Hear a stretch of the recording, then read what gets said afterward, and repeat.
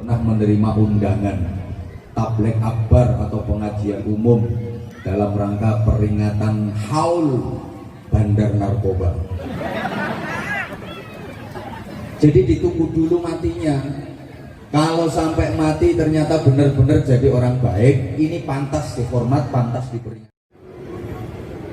Sampai mati nggak jadi orang baik, ya nggak pantas dihormat, nggak pantas diperingati. Oke jamaah sekalian, karena manusia umumnya itu yang diperingati adalah hari kematiannya, saya kaitkan dengan pesan Rasulullah Muhammad SAW. Kalau kita ingin jadi orang baik, selamat dunia akhirat, kita diperintah ingat mati setiap hari minimal 20 kali. Jadi ingat mati terus, tiap hari paling sedikit 20 kali. Nah, ingat mati yang bisa menjadikan orang baik, bisa menjadikan selamat dunia akhirat, itu apa? Ingat kalau dirinya akan mati? Ternyata bukan. Kalau hanya ingat dirinya akan mati, itu belum ada manfaatnya. Banyak kok orang yang ingat mau mati tapi kelakuannya masih jelek. Banyak kok orang yang ingat kalau dirinya mau mati tapi masih nakal. Kayak penjual kain kafan, itu ingat mati. Wong yang dijual itu bungkusnya mayit, tapi kadang-kadang kelakuannya masih jelek. Jualan kain kafan, dia nggak sholat, padahal dia selalu ingat mati. Penjual batu nisan itu juga selalu ingat mati. Wong yang dijual itu patoknya mayit, tapi kadang-kadang kelakuannya masih jelek. Tukang-tukang gali kubur pasti selalu ingat mati, tapi kadang masih nakal. Saya pernah melihat sendiri, ada orang meninggal pas bulan Ramadan, dikuburkan siang hari. Yang lain pada puasa, tapi yang gali kubur rokok kebal-kebul. Di kuburan aja masih nakal. Bahkan ada mohon maaf, orang gendaan itu di kuburan. Jadi kayaknya orangnya datang. Maka kalau hanya sekedar ingat mau mati, itu belum ada manfaatnya. Yang ada manfaatnya ya dicampur kok bro. Jawa lan jenengan tok laliane kok lha gak paham. Aku ya wis ngerti, tak giring dhisik. Iki tak jak bahasa Indonesia iki nyaut ora. Nek nyaut dilanjut, nek gak nyaut berarti dicampur Jawa. Saya paham kok kalau banyak yang Jawa. Dilihat dari rainya yang buruk-buruk itu.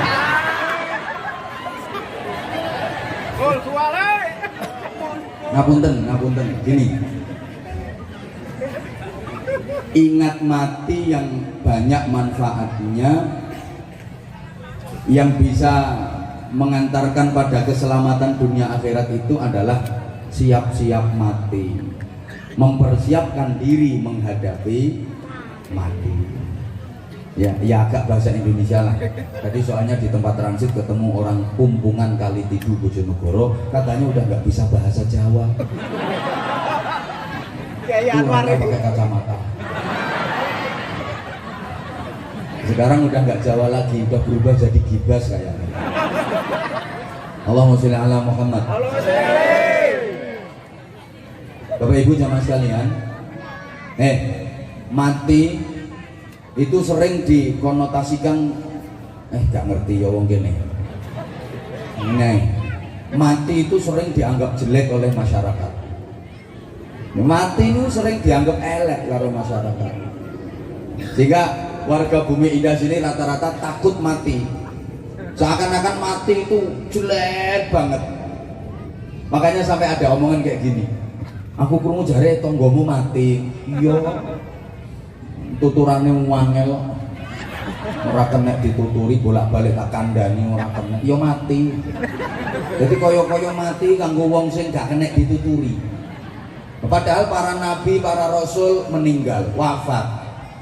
Apa mereka beliau-beliau para nabi, para rasul itu ndablek gak kena dituturi? Kan enggak kok. Aku krungu jare dulurmu mati. Iya mbak, wis oleh 4 dino. Iku ngono matine asline kualat aku. Jadi koyo-koyo mati kanggo wong kualat. Padahal Nabi Muhammad Shallallahu Alaihi Wasallam bersabda, al mautu tuhfatul mu'min. Mati iku jajane wong mukmin. Jadi ana wong mukmin kok mati, iku marani jajan.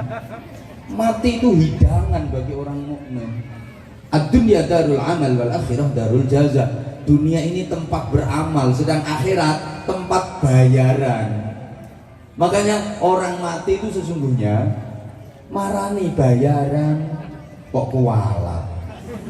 Marani gajian. Ada lagi al-mautu tamamun nikmah. Mati itu sempurnanya kenikmatan. Nikmat yang paling sempurna di dunia ini adalah mati. Karena mati adalah perjumpaan dengan kekasih. Mati itu berjumpa dengan Rasulullah Muhammad Sallallahu Alaihi Wasallam. Nah, ngono kuwi nek matimu ape?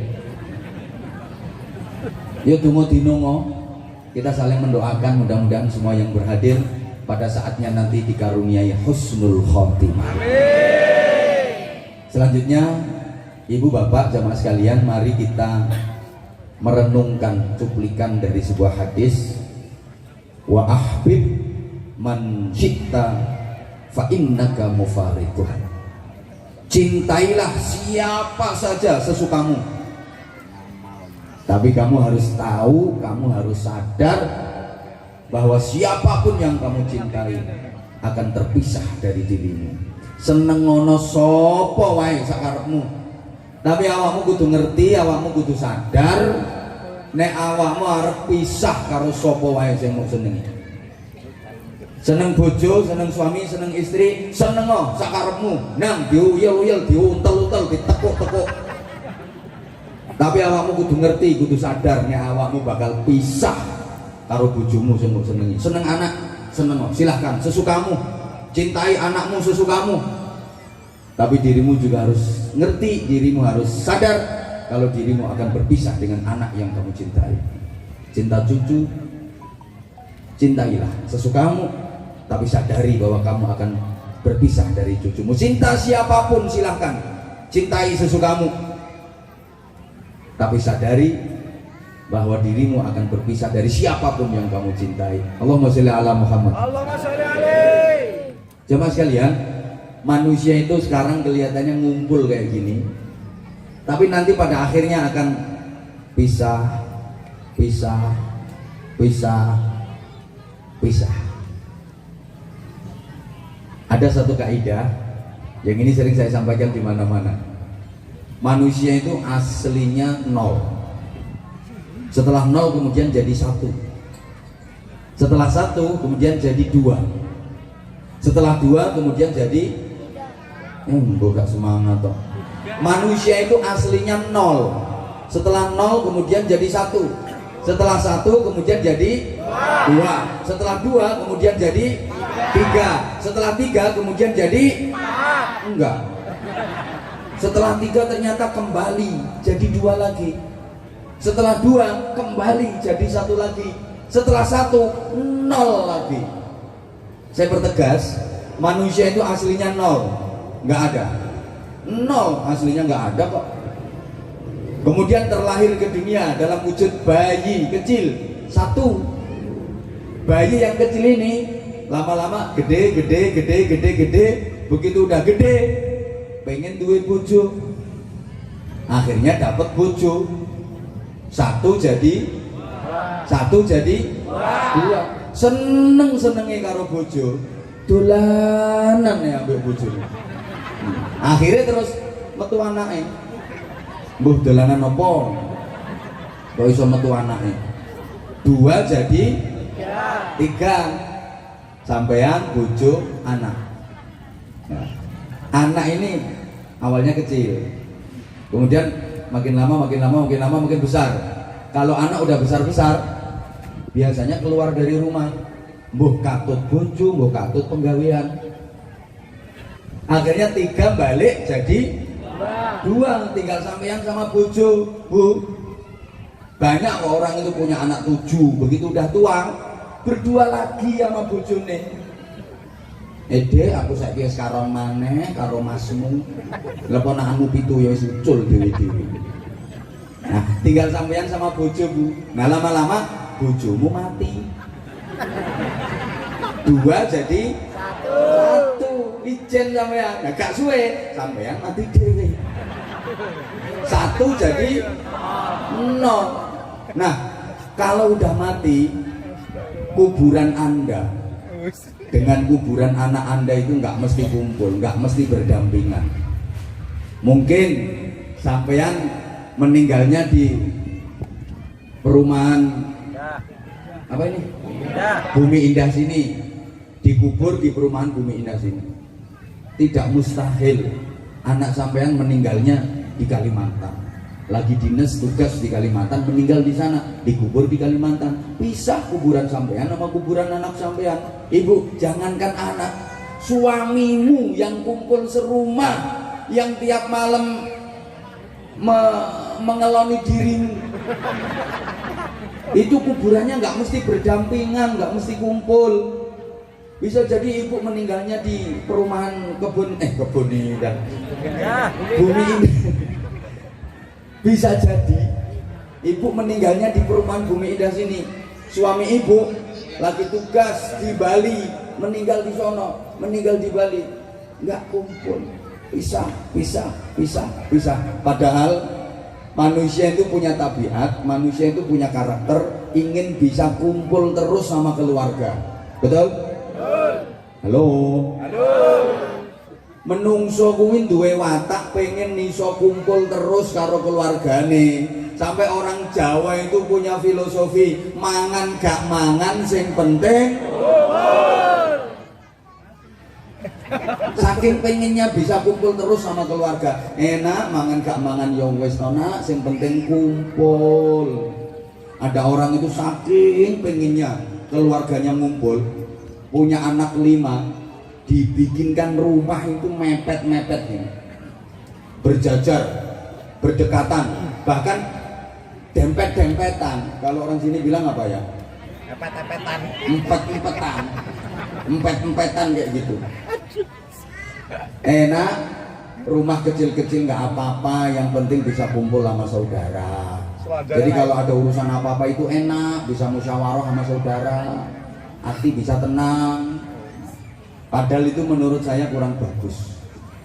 Bapak Ibu, kalau membikinkan rumah anak-anak itu diupayakan jangan sampai berdekatan. Lebih bagus jaraknya agak jauh. Zawiru wala tujawiru. Sama saudara kandung itu yang bagus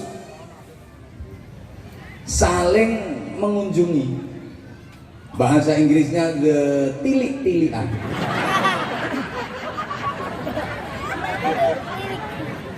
Sama saudara itu yang bagus saling mengunjungi, sambang sinambang, tilik-tilian, bukan dempet-dempetan. Rumah kalau sama rumahnya saudara itu kok berdekatan, apalagi dempet-dempetan kayak gitu, itu gampang timbul masalah.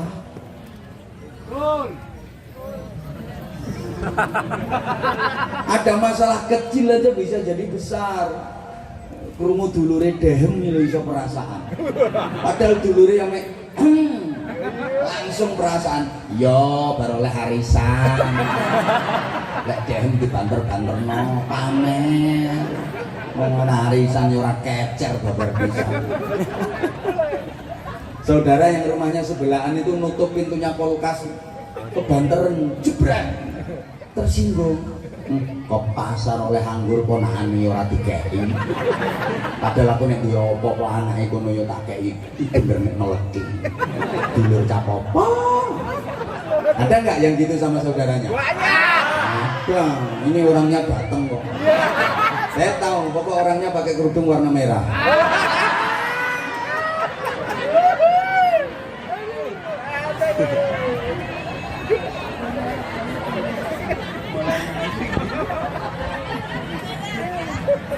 Loh, kalau rumah agak jauh, itu kan ada rasa kangen, kepengen tahu kabarnya. Piye yo kabare ponakanku sing gede kae saiki kuliah wis semester piro, aku wis ora rono. Ada apa-apa enggak bener gitu loh. Emang bener. Jarine wong Jawa, dulur kuwi nek adoh mambu wangi, nek cedak mambu tai. Iya, saudara itu kalau jauh bau wangi, kalau deket bau tai. Saudara itu kalau jauh ngangeni, kalau deket nyebeli. Saudara kandung itu kayak bola. Tahu bola? Halo? Bola itu kalau jauh dikejar, pengen deket, tapi begitu deket diapain? Tendangnya ngomong kuwi dulur. Kaya bal. Ono bal kok kimpes, ya disebul, gak mentono duwe dulur kok kempes.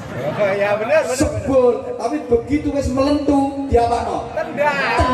Tendang. Astagfirullah. Makanya titenono.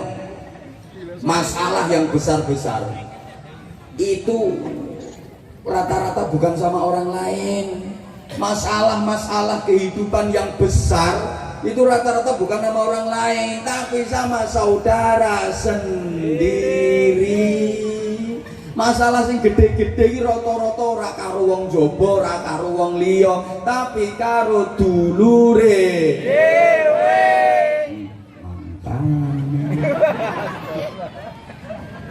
Ya gara-gara duwe masalah karo dulure, mulane terus miyat no Tangerang. Nyindir. Gak nyindir wong ketara.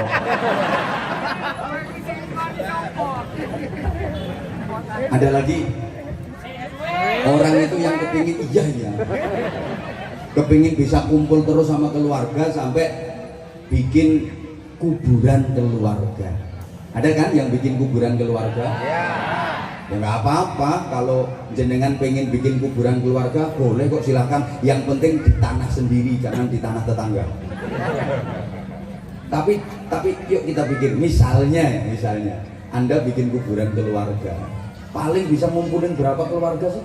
Tujuannya baik, tujuannya hidup kumpul, mati juga Kumpul. maunya gitu, urip kumpul, mati ya kumpul. Makanya gawe kuburan keluarga. Tapi umpama sampean gawe kuburan keluarga, mentok iso ngumpul no kuburan piro? Paling kuburan sampean dhewe, kuburane bojo sampean, kuburane anak sampean. Nanti sampai cucu susah, sulit, udah repot. Kenapa? Soalnya cucu sampean dia cucune besan.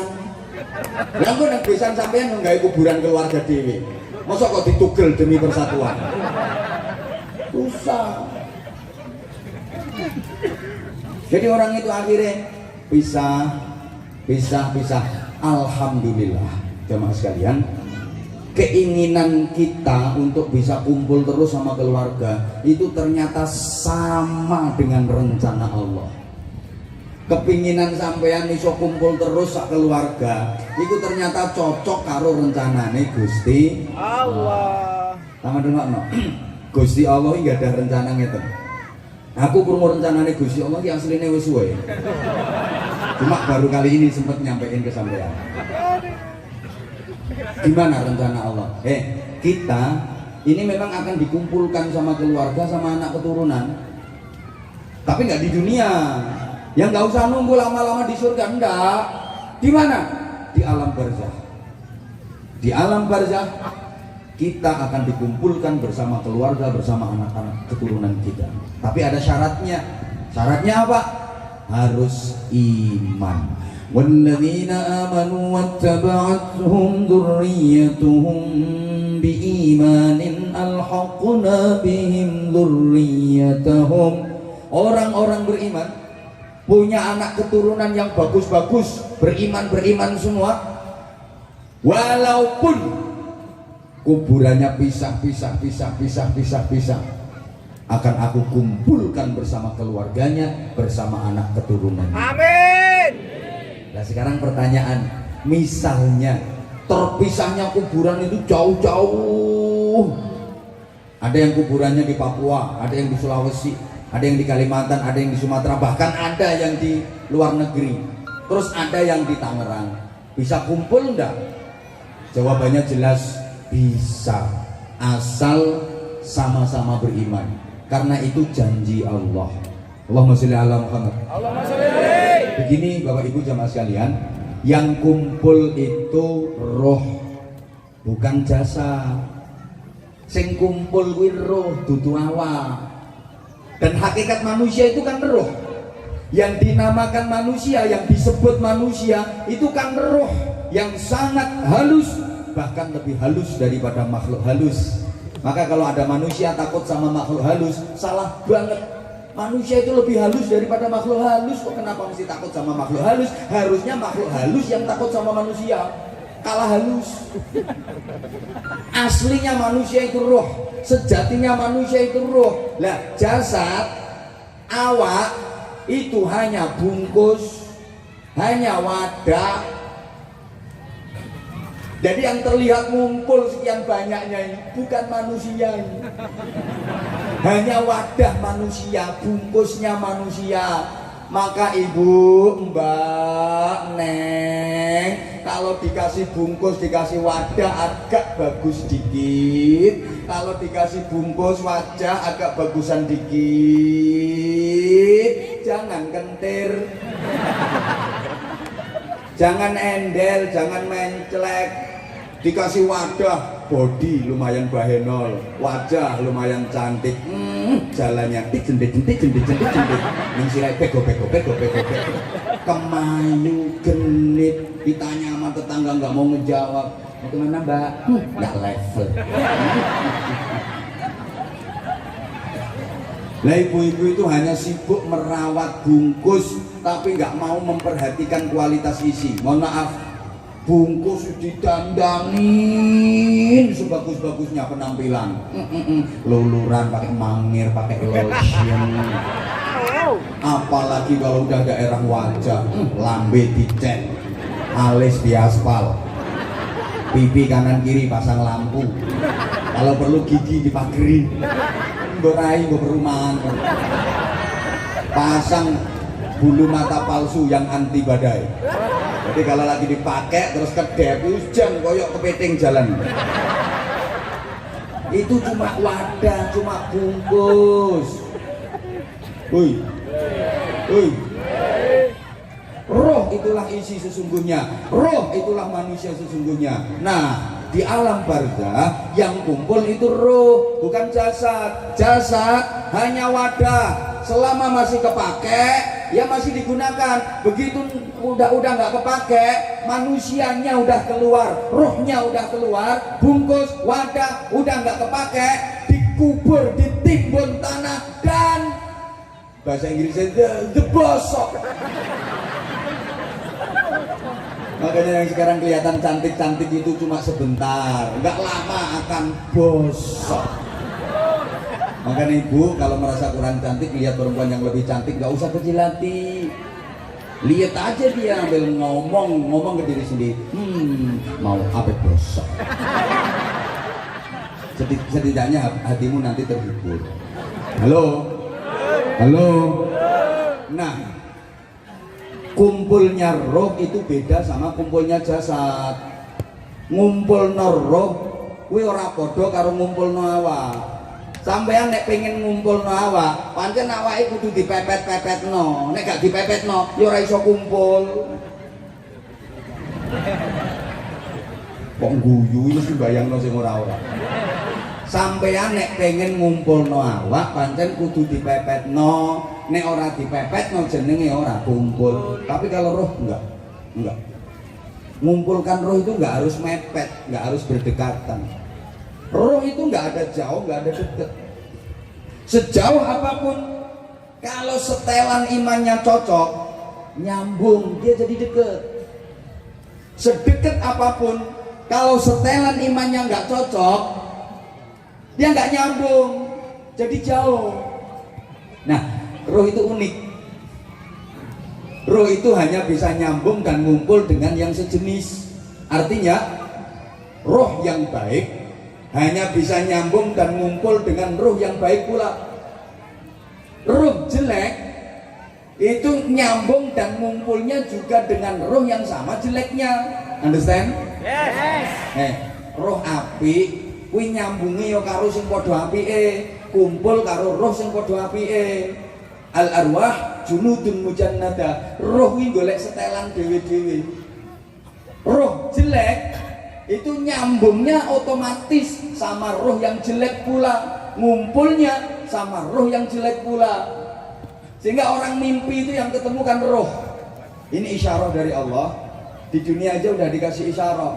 Orang itu kalau baik, mimpinya pasti ketemu orang baik. Orang baik itu sering mimpi baik, mimpi ketemu sama orang baik. Mimpi ketemu kiai, mimpi ketemu ajengan, mimpi ketemu ulama, mimpi melihat matahari, mimpi mangku rembulan, mimpi mangku Anwar Zahid.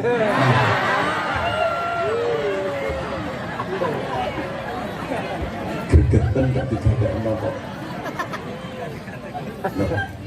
Sampean warga Bumi Indah juga pernah mimpi, tapi yo petuk garangan. Pocongan. Luwak. Nek ati pas kotor yo ngimpi petuk gendruwo. Pancen setelan sampean yo karo kuwi. Gitu loh. Makanya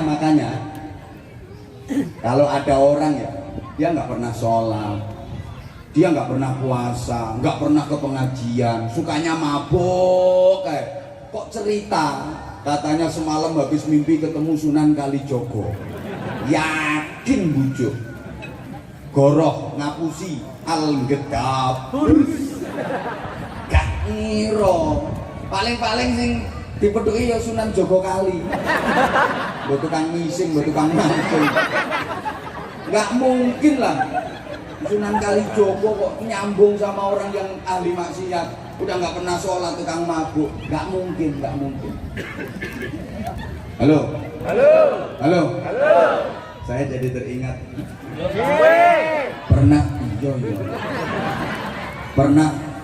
Saya tuh pernah ziarah ke Madura di Batu Ampar. Di situ kan tempatnya orang Riau atau orang Tirakat. Pas di situ barengan ada orang yang kelihatannya dia lagi tirakat, penampilannya kayak orang zuhud, pakaiannya kumal, rambutnya gondrong, terus nggak dirapikan.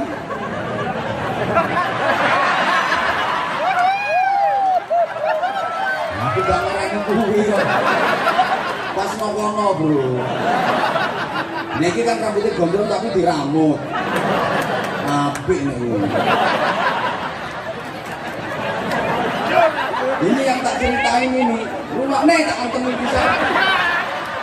Ini yang saya ceritakan itu pas saya lagi ziarah di Batu Ampar sana.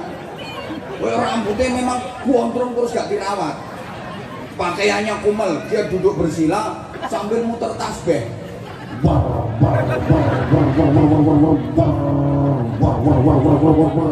Saya nggak tahu yang dibaca apa, emang nggak begitu jelas. Mungkin ya Sumiati. Sulasri. Anehnya tuh orang tirakat di situ, tapi nggak sholat. Saya berani bilang kalau dia nggak sholat, saya berani mengatakan kalau dia nggak sholat. Di situ tuh sebelum zuhur.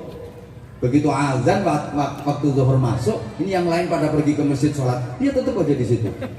Sampai asar, yang lain pergi ke masjid sholat, dia tetap aja di situ. Sampai maghrib, yang lain pada sholat, dia tetap aja di situ. Kalau di jamak namanya jamak apa? Jamak tarki. Sholat. Selesai isya, bareng sama saya di warung ngopi bareng. Dia cerita, katanya tirakat dia udah sukses, udah berhasil. Sebab habis ketemu Nabi Khidir 2 kali. Saya tanya, ketemunya Nabi Khidir di mana? Di POM. POM itu SPBU. Nah, ketemu Nabi Khidir kok mau POM nungguin SPBU. Apa Nabi Khidir pas kentekan sholat? La haula wala quwwata. Gedabus, nggak mungkin. Makanya jangan mudah percaya. Kalau ada orang gini, lihat dulu gimana ibadahnya dia, gimana zikirnya dia. Nggak mungkin nyambung. Woi.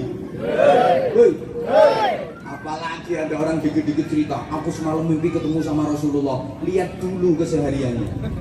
Nek potonganmu sakit gak?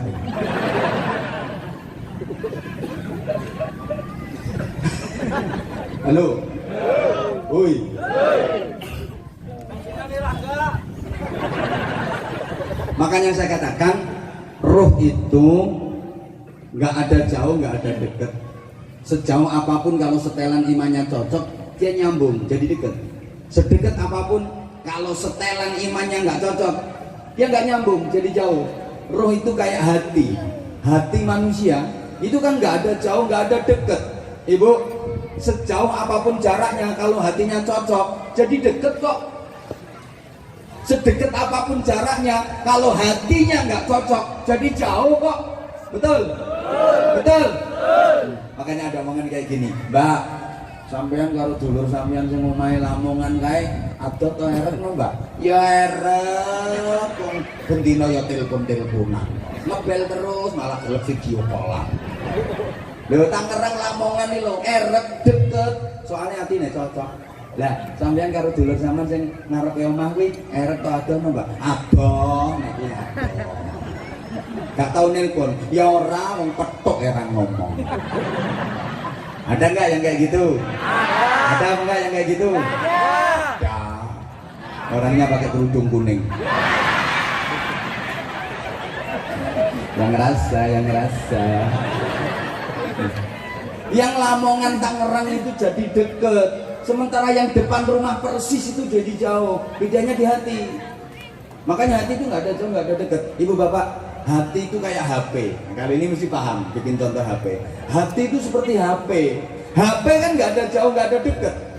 Walaupun jauh jaraknya, kalau nomornya cocok, nyambung. Di telepon yang geder. Kosel. Karena nomornya cocok. HP deket banget, tapi kalau nomornya nggak cocok, nggak nyambung. Ada HP 2 diikat pakai karet, set, yo kelet kok. Tapi nomornya nggak cocok, jebel, yo belas orang gede. Karena nggak cocok. Maka bapak ibu kalau pengen nyambungin HP, jangan sibuk ngikat HP. Sama aku nek pengen nyambung no HP, ojo sibuk gendeli HP. Nomere cocok no. Kalau nomere cocok, ngeder. Makanya Allah pesen golek bojo iku dikongkon golek sing cocok. Nek cocok gede. Ngono lho. Terus sapa sing takon apane sing gede? Ngono ya di Genange. Terus jelas ora usah dijelas-jelas. Ya atine sing geder-geder kok. Oke, selanjutnya. Oke, sini biasanya nyumbangnya titik ya. Biasanya rombel biasanya nyumbangnya titik.